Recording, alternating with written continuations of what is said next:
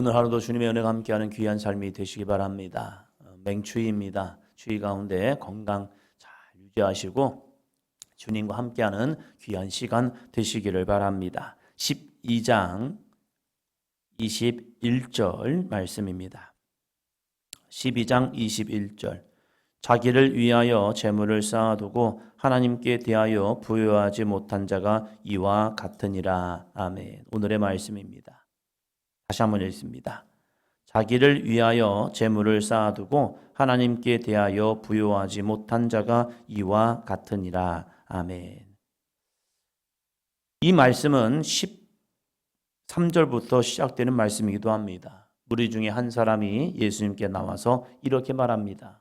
예수님, 선생님, 내 형을 명하여 유산을 나와 나누게 하소서. 예수님의 말씀이 권세가 있고 예수님의 말씀을 듣다 보니까 이치가 정확하신 분이기 때문에 형이 나에게 유산을 좀 나누게 해주세요.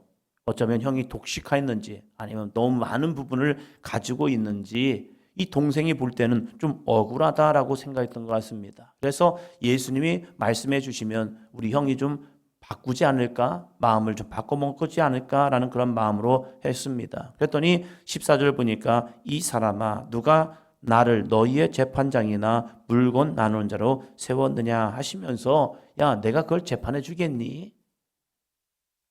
지금 이 사람은 예수님께 어떠한 생명의 말씀이나 천국의 말씀을 듣는 것이 아니라 형의 재산권, 이 재산권에 대한 분리를 가지고 좀 해줬으면 좋겠습니다 라고 하고 있다는 거예요.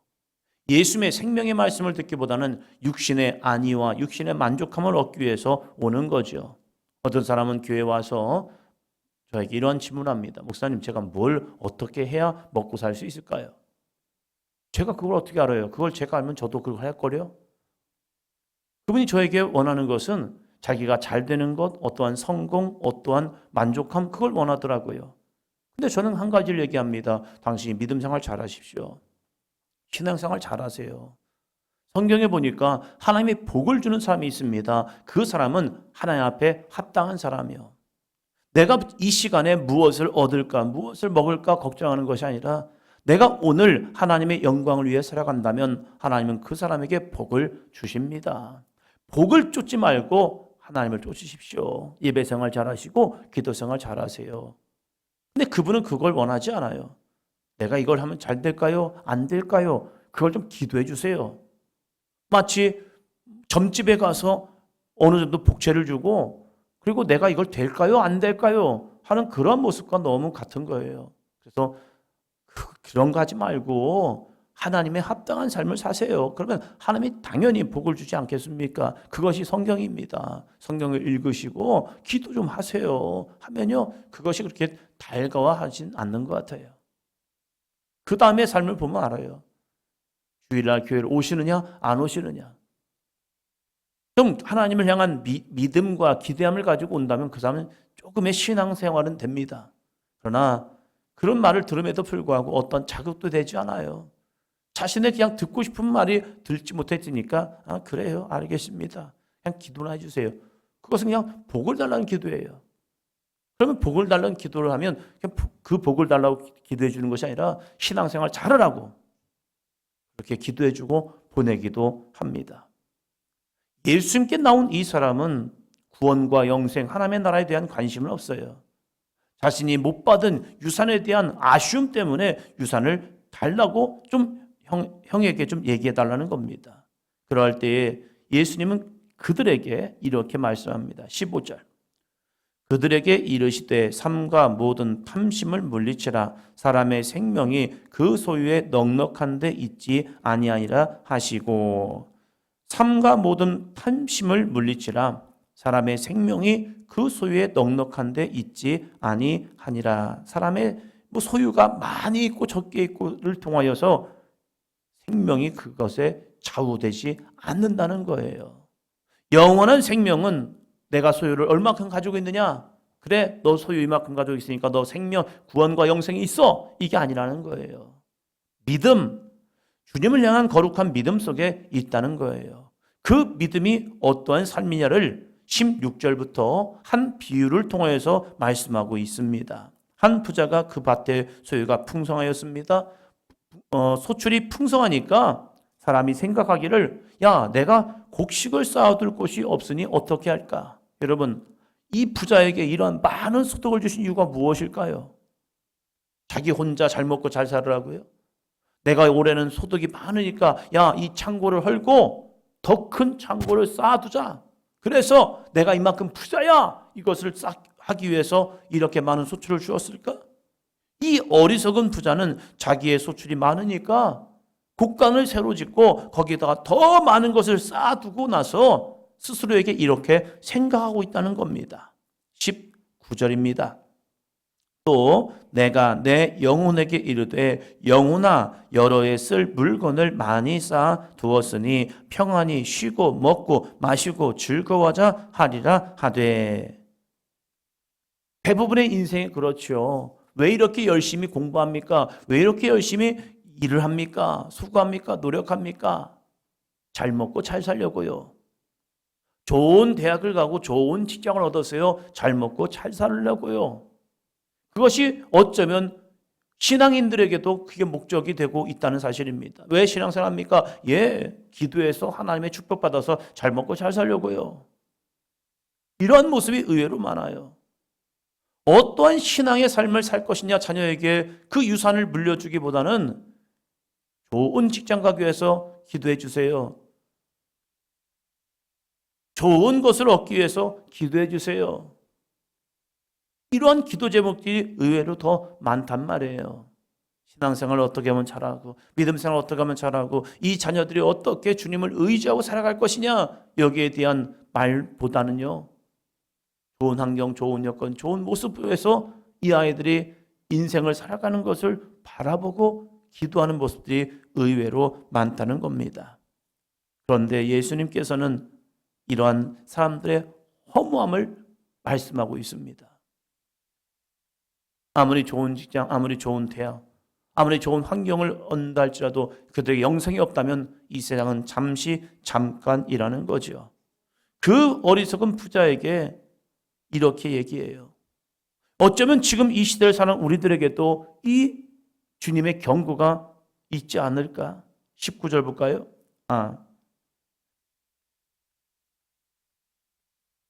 19절 다시 한번 읽습니다. 또 내가 내 영혼에게 이르되 영혼아 여러 해 쓸 물건을 많이 쌓아두었으니 평안히 쉬고 먹고 마시고 즐거워하자 하리라. 이제는 됐어. 이제는 만족해. 그래서 내 영혼아 여러 해 쓸 물건이 이렇게 많이 쌓아두었으니 이제는 평안히 쉬고 먹고 마시고 즐거워하자. 좋다. 따뜻한 방에 등을 대고 누워서 부른 배를 툭툭 치면서 만족한다. 이제 만족해. 이제 더 이상 뭐가 있을까 하면서 만족해하는 모습. 그러나 20절이 중요하죠. 20절. 하나님은 이르시되 어리석은 자여 오늘 밤에 내 영혼을 도로 찾으리니 그러면 내 준비한 것이 누구의 것이 되겠느냐 하셨으니. 어리석은 자여, 네가 그렇게 큰 창고를 쌓고 그 창고에 많은 재물과 많은 것을 쌓아놓고 이제는 평안히 쉬자, 이제는 좋다, 이제는 끝났네 하면서 그 즐거움 속에 있을 그때에 오늘 밤에 내 영혼을 도로 찾으리니, 내 영혼을 주님이 찾으신다면, 네 영혼을 데려간다면 내 준비한 것이 누구의 것이 되겠느냐. 어리석은 부자여, 어리석은 부자여. 우리들이 자녀 교육을 위해서 얼마나 부단했습니까? 학원 보내고 열심히 아이들에게 좋은 환경 주기 위해서 하고, 맛있는 것 먹여주고 맛있는 것 해주고 좋은 옷을 입혀주고 하면서 열심히 자녀를 키웁니다. 바로 잘하는 거죠. 그거 하지 말라는 게 아니죠. 자녀의 즐거움을 위해서 열심히 부모들은 쓰지 못하면서 열심히 자녀들에게 해주죠. 그러면 그 자녀를 위해서 우리는 어떠한 신앙의 유산을 남겨주고 있냐 이거죠. 서울의 영안교회가, 그 교회가 건축을 앞두고 있는데 2026년을 시작하면서 그 교회가 참 아름다운 일을 시작하셨습니다. 자기들도 건축을 준비함에 있어서 있는데 교회가 뭐 오래된 교회도 아니더라고요. 46년 된 교회인데 그 교회가 50억을 1억씩 50교회, 그것도 개척교회에 나눠 주겠습니다. 지금 건축을 준비 중에 있어요. 근데 자신들의 교회를 건축하기보다 먼저 힘들고 어려운 교회들에게 1억씩 50교회를 주겠다. 50억. 그거 적은 돈 아니잖아요. 엄청난 돈이잖아요.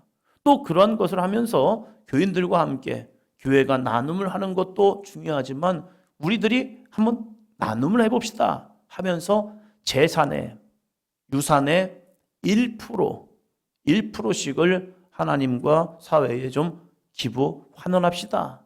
1%입니다. 이것이 한국교회에 좋은 이슈가 돼가지고 한국교회에 이제 뉴스가 나왔더라고요. 근데 1% 기부, 1% 유산을 하나님 앞에 드립시다. 환원합시다. 근데 이 내용을 들으면서 저는 한켠에 이런 마음이 들었어요. 1%? 이것이 좋은 이슈거리가 됐다니까요. 1%, 100분의 1입니다. 10분의 1도 아니에요. 우리 11조로 합시다. 이것도 아니고 그냥 1%. 근데 이것이 한국교회에 좋은 이슈거리가 됐다니까요. 사실로 보면 그건 부끄러운 일이어야 됩니다. 왜? 교회가 11조의 신앙이잖아요. 그럼 우리들의 유산을 11조로 합시다 하는 것이 당연하고 마땅한 도리임에도 불구하고 그렇게 하면 교인들이 동참하지 않을 것 같은 거예요. 그 교회가 기부 열심히 하고 나눔을 열심히 하는 교회입니다. 그 담임 목사님, 양병희 목사님은요, 엄청난 나눔을 잘 하시는 목사님입니다. 대단하신 목사님이에요. 그런데 그 목사님마저도 교인들에게 1%, 왜? 교인들에게 많은 동참을 하기 위해서요. 그 행사에 서울시장님도 같이 참여해서 여기 왔더라고요. 뉴스를 보니까. 그런 모습이 한국교회는 도전이다 라고 말하는데 정말 부끄러워할 일이거든요. 그런데 그것이 한국교회의 좋은 도전이 되고 있는 모습. 그럼 우리들의 근본 신앙은 무엇이냐를 다시 한번 되점검하고 있는 거예요. 내가 지금까지 살아오면서 주님께서 주신 하나님께서 주신 은혜 속에서 재산의 10% 기부를 합시다 라고 말하면 한국 사회가 들썩일 거예요. 야, 교회가 재산을 바라고 있네. 그래서인지 1%가 이슈화된 거예요. 그것도 우리는 아직도 못하고 있다는 사실이잖아요. 자녀들에게 재산은 물려줄 수 있어도요. 그 많은 재산을 물려주고 적은 재산이든지 많은 재산이든지 그걸 물려주면서 그건 내가 벌은 돈이니까 내 자녀에게 주는 건 당연한 일이야. 그러나 마지막 죽으면서 하나님이 내 영을 부르실 때에 내 자녀를 위해서는 쌓아두지만 하나님께 쌓아두지 못하는 모습. 그것이 바로 21절 오늘의 말씀이라니까요. 같이 한번 읽겠습니다. 자녀를 위하여 자기를 위하여 재물을 쌓아두고 하나님께 대하여 부여하지 못한 자가 이와 같으니라. 자기를 위하여는 재산을 쌓아두는 것, 자기 자녀를 위하여 재산을 쌓아두는 것, 그건 잘한 거야. 그런데 하나님께 대하여 부여하지 못한 자가 이와 같으니라. 이 전 세계의 가장 부호인 빌 게이츠가 했죠. 자신의 99%를 사회에 환원하고 1%만 남겨두겠습니다. 그가 얼마나 큰 부호입니까? 그런데 99%를 사회에 환원하고 1%. 그러면서 자기는 부자로 죽지 않겠습니다. 이 빌 게이츠라는 사람은 1%를 남겨두고 99%를 나누겠습니다. 이것이 그의 모토였고 죽기 전에 재단을 만들고 그 재단을 통해서 끊임없이 나누겠습니다. 교회는 거꾸로 99%는 당신들이 다 갖고 1%라도 좀 합시다. 이 1%마저도 하지 않으니까 다른 교회에게 도전이 되었고 그래, 우리도 좀 그렇게 살아봅시다. 우리들의 신앙은 어떠합니까?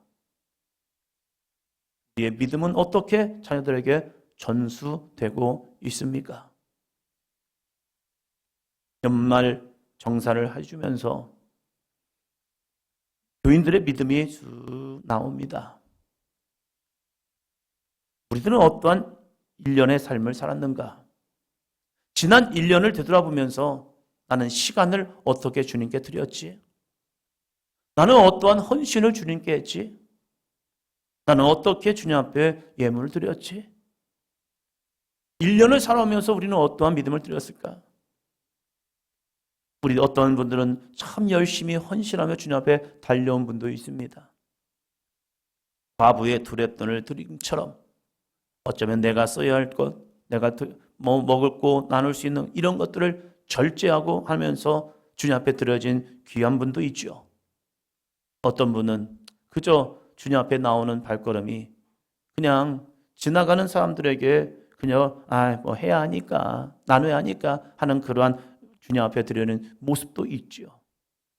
나에게 주어진 이 일주일의 수많은 시간, 24시간 7일 그 많은 시간 동안 주님 앞에 1시간 드리는 것도 드리지 못하는 모습이 있는 반면에 누군가는 이 새벽에 나와서 열심히 부르짖어 기도하면서 주님, 나의 시간을 주님께 드립니다. 헌신합니다. 이런 모습도 있다는 사실이죠.